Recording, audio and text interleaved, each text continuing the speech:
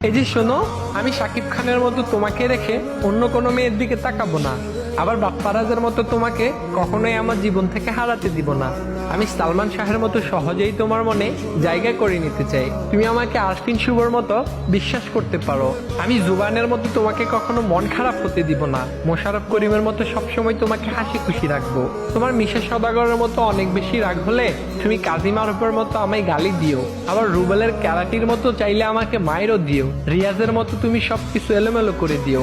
আমি জাম্বুর মতো প্রতিশোধ না নিয়ে চঞ্চল চৌধুরীর মতো সবকিছু গুছিয়ে নিব। তবে তোমাকে নিয়ে কেউ বাজে কথা বললে আমি তাহসানের মতো চুপচাপ বসে থাকবো না, বরং মান্নার মতো মাথা গরম করে সাথে সাথেই তার প্রতিশোধ নিয়ে নিব।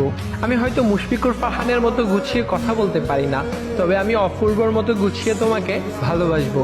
আমি হয়তো সিয়ামের মতো দেখতে অনেক বেশি কিউট না, আবার অনন্ত জলিলের মতো অনেক বড় লোকও না।